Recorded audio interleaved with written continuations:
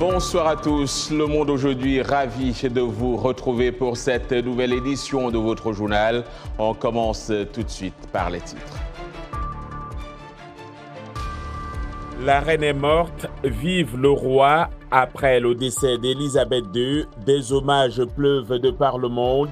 Et la Grande-Bretagne a maintenant à sa tête un roi, Charles III. Focus sur cet événement avec notre correspondant à Londres et des réactions sur le continent africain. Vive tension ce vendredi à N'Djamena où la police a tiré des grenades lacrymogènes pour disperser des centaines de manifestants.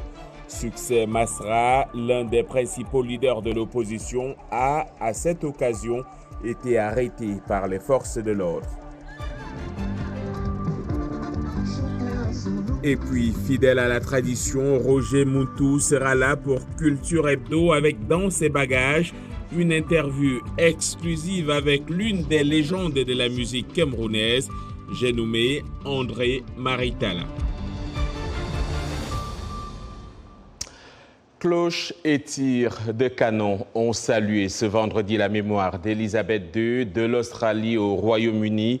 Et c'est parti pour 10 jours de deuil national en mémoire d'un monarque qui a accompagné les Britanniques durant 70 ans. Les cloches ont sonné à 11h temps universel à Saint-Paul, Westminster et Windsor, le château près de Londres où vivait la reine la plupart du temps et dans de nombreuses églises du pays. Après les funérailles, la reine sera inhumée en privé dans la chapelle du château de Windsor aux côtés de son époux, le prince Philippe. De retour à Londres après avoir passé la nuit à Balmoral en Écosse, Charles III a été ovationné vendredi devant Buckingham Palace par des milliers de personnes. Il sera officiellement proclamé roi demain samedi. À 73 ans, le nouveau roi Charles devient le monarque britannique le plus âgé au début de son règne. Il accède au trône dans une période difficile. Le Royaume-Uni est confronté à la pire crise économique de ces 40 dernières années, alors que 4 premiers ministres se sont succédés en 6 ans dans le pays. Et pour les derniers développements sur cette actualité, retrouvons tout de suite dans nos studios à Londres Henry Richwell, correspondant de la Voix de l'Amérique sur place. Henry Richwell, bonsoir. Bonsoir, John. Merci d'être avec nous. Comment le décès de la reine a-t-il été accueilli et qu'est-ce qui est prévu au cours des prochains jours? Oui, la mort de la reine Elisabeth a été annoncée vendredi soir et elle a été reçue avec un grand choc et une grande tristesse à travers la Grande-Bretagne et le monde. Elle était une monarque profondément adorée et profondément respectée ici en Grande-Bretagne. Et immédiatement après l'annonce, des milliers de personnes se sont rendues au palais de Buckingham et dans d'autres palais royaux de Grande-Bretagne pour déposer des fleurs et exprimer le condoléances. Ce choc cède maintenant la place aux cérémonies qui auront lieu au cours des prochains jours. Le système d'État prend le dessus. Le plan pour la mort de la reine, qui porte le nom de code London Bridge, est en place depuis de nombreuses années. Aujourd'hui, le fils de la reine Charles, qui est maintenant le roi Charles III, a voyagé d'Écosse, où se trouve toujours le cercueil de sa mère, jusqu'à Londres pour commencer ses fonctions de roi. À ses côtés se trouvait sa femme, devenue la reine Camilla. Ils se sont arrêtés devant le palais de Buckingham et ont salué quelques personnes dans la foule. Beaucoup de gens ont embrassé la main du roi et ont dit « Dieu sauve le roi ». Le roi a prononcé ce soir une adresse à la nation dans laquelle il a déclaré que c'était le moment qu'il redoutait depuis longtemps. Mais s'est engagé à respecter ses devoirs et son allégeance attente que le roi du Royaume-Uni et du Commonwealth. Voilà. Alors, le roi Charles, vous l'avez dit, s'est adressé donc à la nation ce soir. Il va succéder à la reine, on l'a compris. Mais qu'est-ce qu'on sait de lui? Est-ce qu'il aura la même place dans le cœur de ces sujets que la reine Elisabeth II? C'est une question difficile pour Charles, je pense. Charles est l'héritier depuis 70 ans. C'est le plus long de tous les héritiers de l'histoire britannique. C'est une personne très différente de la reine Elizabeth II et il a été un prince avec des opinions bien arrêtées. Il est très attaché aux questions environnementales, au changement climatique et à la conservation de la nature. Mais il a dit qu'il devra arrêter cette campagne maintenant qu'il est roi. Il devra devenir une figure fédératrice pour le pays, alors qu'il pleut la mort de la reine et qu'une nouvelle ère commence. Alors, la reine Elisabeth II avait des relations privilégiées avec de nombreux leaders à travers le monde et sur le continent, notamment avec l'ancien président sud-africain Nelson Mandela. Mais pour beaucoup d'Africains, Elisabeth II symbolisait aussi un peu l'oppression coloniale. Quel est son héritage sur le continent africain de manière générale, selon vous?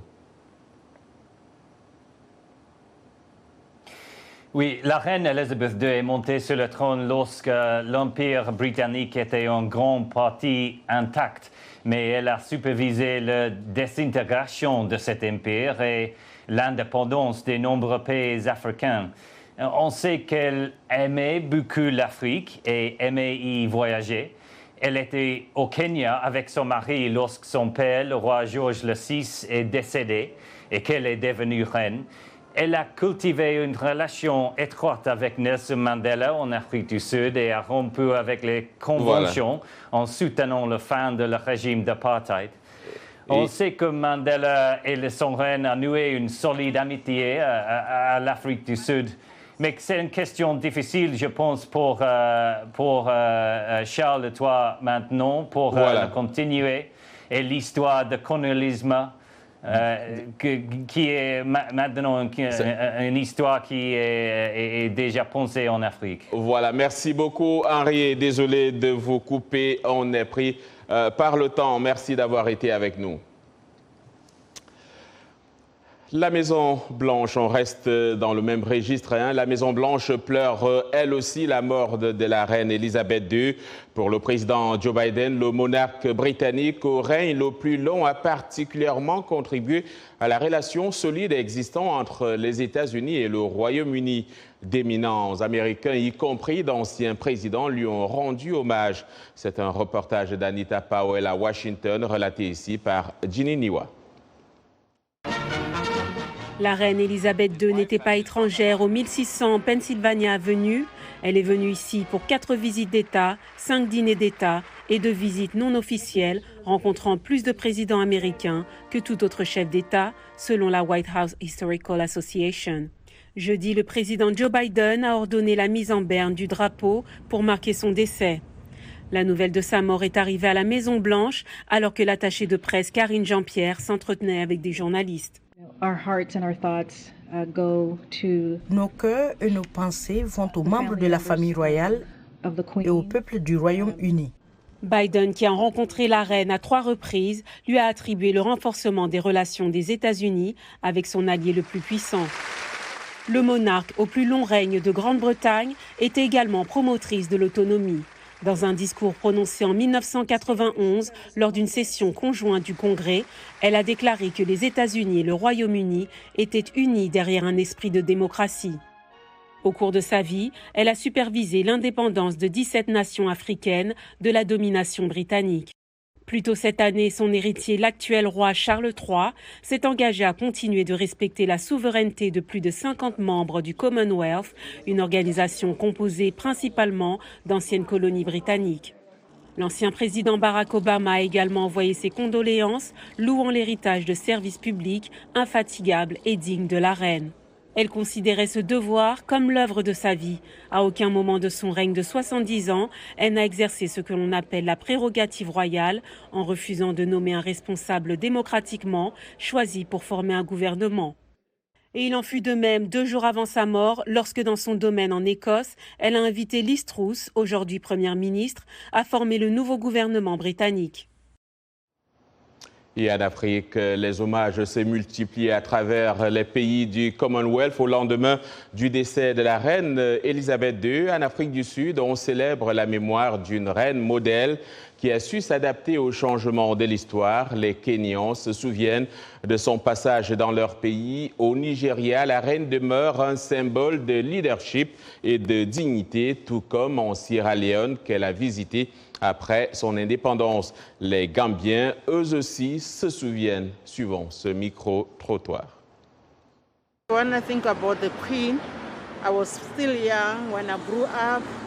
Quand je pense à la reine, j'étais encore jeune et en grandissant, je la considérais comme un modèle à suivre pour les femmes. Je devais être forte, bien m'habiller, soigner mon apparence et m'occuper de mes enfants comme elle le faisait pour ses enfants et petits-enfants et pour le reste du pays. C'est assez triste, mais nous sommes contents qu'elle soit restée sur le trône si longtemps. Elle a fait ce qu'elle avait à faire, il faut maintenant célébrer sa vie. On se souvient aussi de la reine parce qu'elle est venue une fois au Kenya et qu'elle a été sacrée quand elle était à Nyeri, je crois. De plus, nous avons été colonisés par les Britanniques et le Kenya est membre du Commonwealth. Je suis sûr que nous nous joindrons bientôt à la Grande-Bretagne pour les funérailles. J'ai été très triste d'apprendre son décès, mais j'ai aussi célébré sa vie comme un symbole de leadership, un symbole de paix. Je me souviens qu'elle nous a offert notre indépendance sur un plateau d'or et j'en suis reconnaissant. La reine n'est pas seulement une reine, elle n'est pas seulement une chef monarchique pour le peuple britannique. La reine est plus grande que la Grande-Bretagne. La reine a donné l'exemple au reste du monde. Lorsqu'elle a visité la Sierra Leone dans les années 1960, au lendemain de notre indépendance, je n'étais pas né, mais on m'a appris en cours d'histoire que sa visite a marqué un virage dans l'histoire de la Sierra Leone. Je me suis senti très triste parce qu'indépendamment de la situation, indépendamment de tout ce qui l'entoure de manière négative, elle est toujours à la tête du Commonwealth dont nous faisons partie, qui a permis aux Gambiens d'avoir accès à beaucoup de choses sous tous les angles. Elle est donc comme notre mère, comme je l'ai dit, je me suis donc senti très mal parce que ce modèle de bonté dans le leadership a disparu. Autre réaction, celle de l'Union africaine. Le chef de l'État sénégalais Macky Sall, président en exercice de l'Union africaine, a salué la mémoire de l'illustre défunte, la reine Elisabeth. Je présente mes condoléances émues au gouvernement et au peuple britannique. Je salue la mémoire de l'illustre défunte au parcours exceptionnel. Paix à son âme, a déclaré le président sénégalais sur Twitter. Et on en vient à cette autre actualité sur le continent africain, au Tchad. Alors que le dialogue national inclusif se poursuit, les transformateurs campent sur leur position et participent toujours pas aux travaux. Hier, le président Succès Masra a reçu une convocation de la part du procureur de la République, l'invitant à se présenter ce matin au tribunal. Une convocation à laquelle il n'a finalement pas pu répondre à cause de la foule sortie massivement pour l'accompagner et qui a été dispersée par les forces de l'ordre. Emmanuel Mouadji Djibaï. Il devrait se présenter ce matin à 8h, heure du Tchad GMT+1, au tribunal de grande instance de N'Djamena, sur convocation du procureur de la République, mais sans aucune notification sur la raison de cette convocation. Et très tôt déjà, le siège du parti a été envahi par les militants, venus soutenir leur leader, Succès Masra. Si vous m'aimez, j'espère que c'est pour ça que vous êtes là. Je vais donc vous demander d'être discipliné. Pas de débordement, rien. Nous allons marcher. C'est la chose que les Tchadiens font le plus. C'est en marchant et en chantant dans la joie, dans l'espérance, dans la conviction que cette terre de justice et d'égalité, nous allons y arriver ensemble en tant que peuple. La foule sortie pour accompagner Masra au tribunal est beaucoup plus nombreuse qu'on ne le pensait. Les forces de l'ordre, dépassées, ont temporisé jusqu'à une certaine distance avant de la disperser à coups de gaz lacrymogène. Ils ont donc replié et ses avocats ont obtenu un report de convocation. Mais pour le camp adverse, le leader des transformateurs n'a aucune légitimité en dépit des grandes mobilisations qui se font depuis que son parti a déclaré 60 jours de résistance. Le seul quitus qui vous permettra de parler au nom du peuple, c'est les élections, c'est le suffrage universel. Vous n'avez pas passé par les élections, vous n'êtes pas en droit de parler au nom du peuple. Vous avez le droit de parler de votre organisation politique. N'instrumentalisez pas nos jeunes frères. Et pendant ce temps, les travaux du dialogue national qui continuent d'enregistrer des retraits et des suspensions de participation se poursuivent tout de même au palais du 15 janvier. 5 commissions, chacune avec une thématique, ont été mises en place. La justice angolaise a, elle, confirmé la victoire du parti historique au pouvoir qui a donné un second mandat au président sortant João Lourenço en rejetant jeudi le recours de l'opposition dénonçant les résultats des élections législatives du 24 août. La cérémonie d'investiture de M. Lourenço, 68 ans, est prévue le 15 septembre. Et à la suite de cette confirmation, le secrétaire d'État américain Anthony Blinken a adressé un message au président élu de l'Angola. Nous félicitons João Lourenço pour son élection en tant que prochain président de l'Angola. Nous sommes impatients de travailler avec lui pour renforcer les relations vitales entre l'Angola et les États-Unis. Nous continuerons à collaborer étroitement avec le gouvernement angolais et le peuple angolais pour promouvoir nos objectifs communs, dixit Anthony Blinken.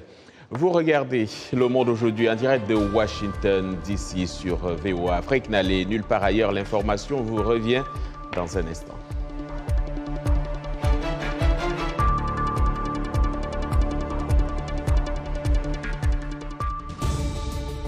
Washington Forum, le rendez-vous hebdomadaire de VOA Afrique à ne pas manquer. Chaque semaine, nous sommes ensemble pour 30 minutes pour décortiquer les grands sujets qui font l'actualité. Avec nos analystes et nos reporters, nous allons au fond des choses. Politique, économie, société, culture. Nous posons le débat et nos analystes sont là pour apporter l'éclairage. Washington Forum, c'est aussi vous, le public. Vous pouvez participer en réagissant au thème de la semaine sur nos réseaux sociaux. La rédaction de VOA Afrique vous donne rendez-vous sur ses chaînes partenaires, son site voafrique.com et sur ses plateformes numériques pour prendre part à ce forum réalisé dans nos studios à Washington. À très bientôt dans Washington Forum.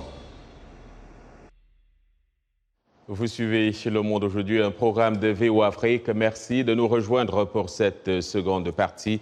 Nous émettons en direct de Washington, D.C. Une note sportive pour nous permettre de parler de tennis. Ons Jabeur s'est qualifiée pour sa première finale de l'US Open. En demi-finale, la Tunisienne a battu la Française Caroline Garcia 6-1, 6-3, première africaine de l'ère Open en finale à New York. Jabeur tentera demain samedi son premier trophée d'un grand chelem face à la Polonaise Iga Swiatek, numéro 1 mondial. Justement, ce tournoi de l'US Open prend fin ce dimanche avec la finale chez les messieurs au cours Arthur Ashe. À quelques kilomètres de cette enceinte, une communauté de joueurs de tennis ne reçoit pas l'attention de l'Open, mais partage un dévouement et un engagement similaires pour cette discipline. C'est un reportage d'Aaron Ranen qui est repris ici par Yacouba Ouedraogo. Chaque été, pendant 3 semaines, le monde du tennis d'élite se réunit à Flushing, à New York, pour l'US Open. À quelques kilomètres de là, se trouvent les terrains du tennis de Lincoln Terrace Park, où des joueurs, pour la plupart africains-américains, développent leurs compétences à l'ombre de l'un des 4 tournois du Grand Chelem. Depuis les années 1960, ces 11 cours de tennis ont été un sanctuaire contre le racisme et une opportunité pour les Africains-américains de construire une communauté de passionnés de tennis. This is a social community. C'est une communauté sociale, donc nous aimons parler, nous apportons de la nourriture et nous nous asseyons là-bas sur les gradins. Nous socialisons et jouons au tennis. Pour moi, c'est comme à la maison. Je viens ici depuis quelques années, j'adore la communauté, j'aime pouvoir voir des gens qui me ressemblent. La représentation est excellente. Ces joueurs s'affrontent sur des terrains accidentés avec une ligne de métro qui passe juste à côté, perturbant leur concentration. Nous sommes un samedi après-midi, une douzaine de personnes tapent sur des balles de tennis sous un soleil brûlant. Avant ma naissance, ces terrains étaient là. C'est comme un incontournable coin du quartier. Je suppose que dans les jours qui ont précédé mon époque, quand j'étais plus jeune, c'était l'un des endroits où beaucoup d'Africains-Américains pouvaient jouer et se sentir en sécurité sans être discriminés. Des communautés de tennis comme celle-ci ont été inspirées il y a plus d'un demi-siècle par certains des premiers champions de tennis africains-américains, dont la championne de l'US Open 1957, Althea Gibson. Althea and Arthur Ashe. Althea actually first. Althea et Arthur Ashe. Althea d'abord parce qu'elle est venue avant Arthur Ashe. And they opened up. Et ils ont ouvert le monde du tennis au noir, leur montrant qu'ils peuvent le faire. Et d'eux sont venus Serena et Venus. Them came Serena and Venus. Le succès d'Althea Gibson a ouvert des portes à l'Académie de tennis de Lincoln Terrace pour ouvrir des opportunités aux jeunes Africains américains, mais surtout pour qu'ils voient cela comme une possibilité de faire carrière. Beaucoup attribuent aussi à Serena et Venus Williams le mérite de faire rebondir les balles sur ces terrains. Avant Serena et Venus, cet endroit existait. C'était toujours génial, mais apparaissant sur la photo comme étant devenues des grandes joueuses de tennis, cela a aidé ce quartier et la communauté du tennis. Elle et sa sœur ont contribué à populariser le tennis et à l'amener à un autre niveau. Serena Williams avait annoncé sa retraite après l'US Open de cette année. Ici, l'on se demande si la prochaine superstar du tennis africain-américain ne viendra pas de ces terrains de tennis de Lincoln's Terrace Park. Lui, c'est une star du basket et de la culture. C'est vendredi et c'est l'heure de Culture Hebdo, un rendez-vous donc hebdomadaire avec Roger Mountou. Bonsoir Roger. Bonsoir John, ça va? Ça va bien, merci. Alors, on parle du prix roman FNAC pour la Suissesse Sarah Follien-Fardel. Exactement, John. Sarah Follien-Fardel a remporté jeudi le prix du roman de l'enseigne FNAC avec sa préférée dans les éditions Sabine Westpieser.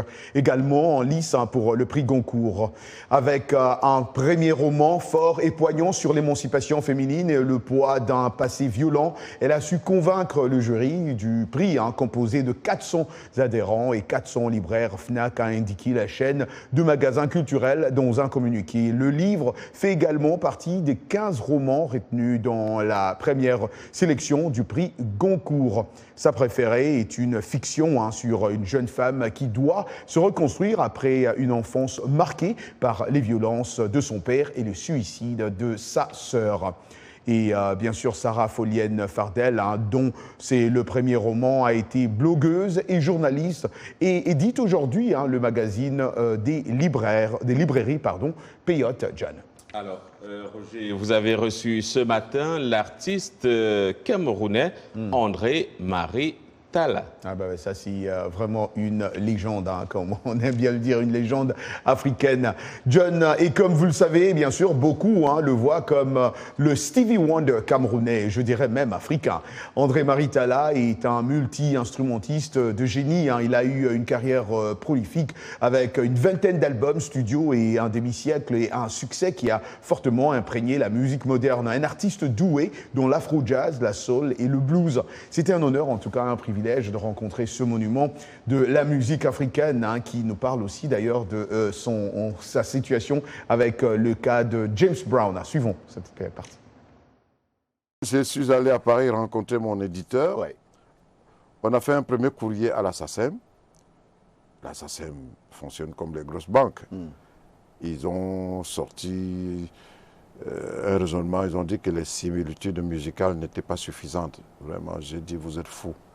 On a pris les avocats. Les avocats sont sortis. Oui. Donc, des avocats en France, des avocats ici aux États-Unis. Et James, comme il était au top de son art, il était actionnaire dans pas mal de sociétés. Exactement. Donc, à chaque fois, c'est pour cela que ça a duré 4 ans. C'est vrai qu'on a eu la malchance de perdre le premier avocat principal dans un accident d'avion ici aux États-Unis. Donc, ça a traîné, bon. Mais le plus important, c'était qu'on me restitue la chanson, qu'on puisse reconnaître que je suis auteur. Parce que ça aurait été, si j'avais gagné ce procès en 2000 ou 2000 quelque chose, je serais milliardaire. Mais à cette époque-là, on ne voyait pas les choses de la même façon. La musique n'avait pas pris de telles proportions. Oui, parce que James était un grand et ils m'ont laissé tous les droits, mais en réalité, ils avaient tout pris, ils ont sorti ça du marché. Voilà. Mais bon, la victoire morale dépasse la victoire matérielle pour moi. Exactement. Et c'est ce qui est plus important. Jamena, Jamena, Jamena. Bravo, bravo, bravo, bravo, bravo, bravo, bravo. Jamena, ce morceau qui a fait le tour du monde. L'intégralité, en tout cas, de cet entretien sur notre site voafrique.com, John. Merci, Roger. On vous attend avec d'autres interviews. Et merci également à Georges. Georges Lenarsagno, qui a aidé vraiment à voir l'artiste. Tout à fait. Ouais. Et donc, on va poursuivre cet entretien donc, au plus tôt, ce journal. Pour parler toujours de culture, en France, des galeries exposent de plus en plus d'œuvres contemporaines africaines, même si Paris revient de loin par rapport à New York ou Londres, où les diasporas africaines ont misé beaucoup plus tôt sur les artistes de leur pays d'origine. La capitale française est devenue en quelques années une plaque tournante de l'art africain. Les détails avec Thierry Kaoré.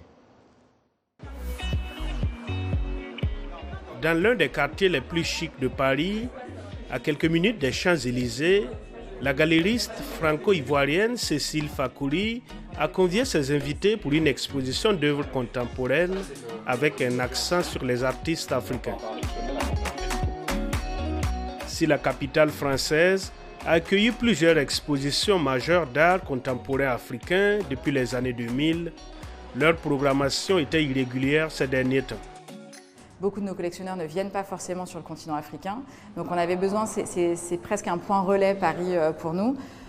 Paris faisant que, étant de plus en plus importante dans cette scène internationale de l'art, on a voulu s'ancrer un petit peu plus avec une vitrine, avec cet espace d'exposition. Une exposition qui a suscité un intérêt particulier pour les visiteurs, comme Marc-Antoine Fortuné, un ancien footballeur devenu collectionneur d'art. On va dire Paris a je pense, une place forte, on va dire déjà dans l'histoire par rapport à l'Afrique. Donc avec toutes les colonies que la France a eues en Afrique et également dans les dom-toms.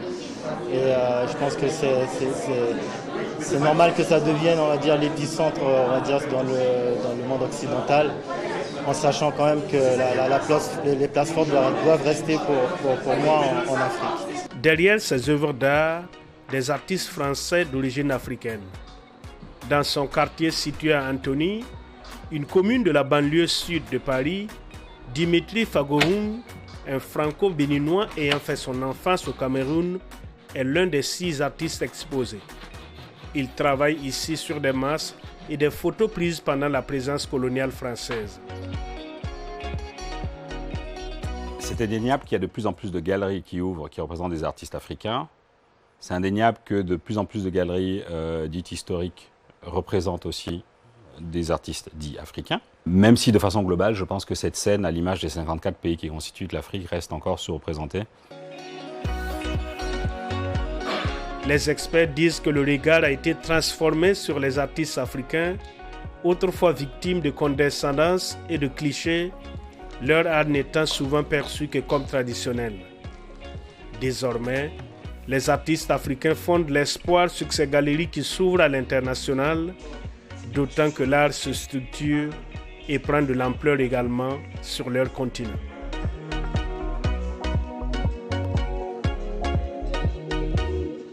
Et voilà qui met fin à ce journal. Merci de l'avoir suivi. Excellente soirée à toutes et à tous.